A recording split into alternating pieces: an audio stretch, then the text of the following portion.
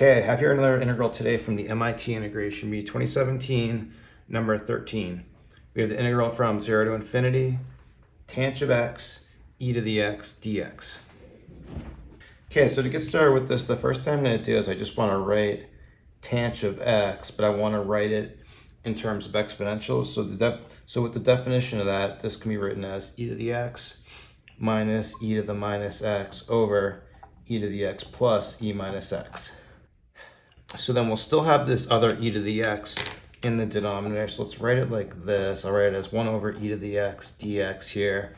And then what I can do is I can just distribute this into the denominator and rewrite it again. So when we do that, this is going to become e to the 2x, but I'm going to write it as e to the x squared. And then this here is just going to be a 1. And then now what I can do is let's just split it up on this minus sign right here, split it into two integrals.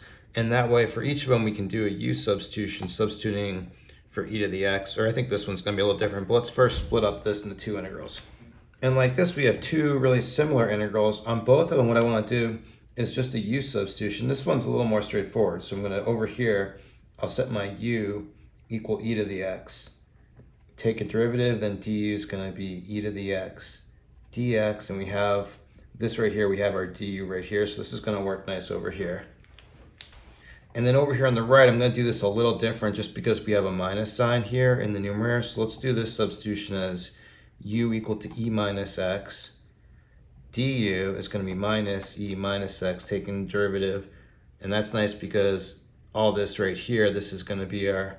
Actually, sorry, let me use a different variable not to confuse with this one. I mean, I think you know what I'm doing, but let's call this t, and we'll call this one a dt. And then just one thing to notice here on the right is we're substituting now for e to the minus x, but we have e to the x. So for e to the x, we can write this as like 1 over e to the minus x, which is the same thing as 1 over t. So we'll go ahead and substitute it. First here, plugging in infinity, this is still going to be infinity. Plugging in 0, e to the 0 is just a 1. Then doing this one, everything's going to transform to just du over u squared plus 1. Then doing the second one, everything in the numerator is going to be dt, but let me do the bounds. So when you plug infinity in here, e to the minus infinity is going to 0. Plug a 0 in, this is just going to be a 1. And then again, our e to the x is 1 over t, so we end up with 1 over t squared here plus 1. And then I don't really like having the bounds go from 1 to 0, so let's actually flip the bounds, write it from 0 to 1. But when I do that, we have to change the sign on the integral. I don't have a minus sign anywhere, so let's just create it by making a minus sign right there. And let me just clean up the board, get a little more space, and we can finish it off with these two integrals right here. Okay, now here we'll just do these two side by side. We'll start with the easy one here. This is perfectly set up.